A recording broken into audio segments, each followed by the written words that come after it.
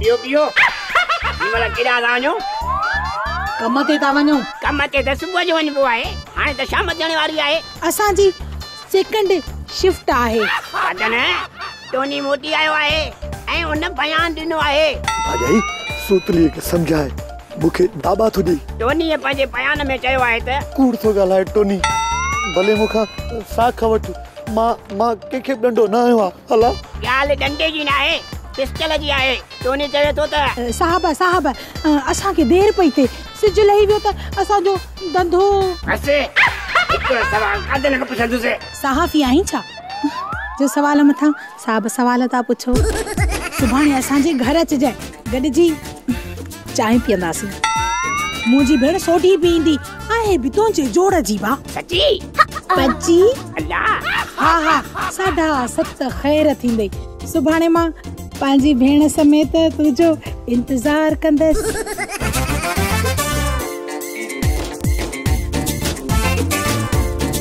हाँ भाई ये मुखे माशूक मामा मुझे मकसद है मशकूक था लगन मुखे तो पक्का है साहब ये रात बई का वारदात कंदा सुठी ॻाल्हि आहे ॾो थींदा त खाता बि हलंदा न त असांजा खाता बि बंदि थी वेंदा अल्लाह रे ओ मुझा मौला ये दुश्मन सा भी न कजाजी मुसाथी आ बेगुनाह बेखता मार खाई आयो अरे मुझा यार गुल्लू गुल मोहम्मद बाबा के पुलिस वाला करी में आई ॾाढो कुटियो दले अल्लाह रे अप्पा रे मूंखे तुंहिंजी पिट लॻी आहे हले मूंखे भागो अरे पीपर थी मां तो सा नथो ॻाल्हायां तू गरीबन खां नफ़रत कंदो आ न मूंखे छा चवंदो आ पंहिंजी औताक में रहो औताक में अरे औताक नथो चवां औकात में बस अदा कुल्लू चवंदा न आहिनि त हिकु ढो झले में ॿियो वियाजी पाण मवाली मुड़स सदाई सुञा ओचिते जो पैसो अची वियो त मगज़ जो मीटर हुई फिरी वियो हाणे हथ ॿधी मूंखां माफ़ी वठ न त मां सफ़ा कावड़जी वेंदो मां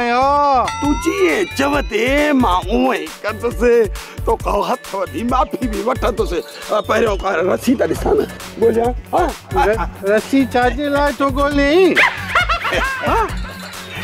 अरे छा थो करे तो पाण त चयो न त हथ ॿधी मूंखां माफ़ी वठ तो हथ ॿधी मुंहिंजा यार गुल मोहम्मद मूंखे माफ़ कर ऐं पंहिंजो अंदर साफ़ कर अरे मुंहिंजा यार हवाली हाणे हथ खोल त हली तोखे मां गुड़ वारी चांहि पीआरिया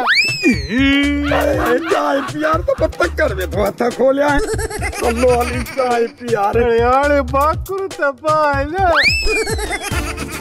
सोप सीरियल मशकरन जो गोठ सीज़न 2 जा तमाम एपिसोड्स ॾिसो हाणे HD क्वालिटीअ में विज़िट करियो असांजो YouTube channel Sindh TV HD drama.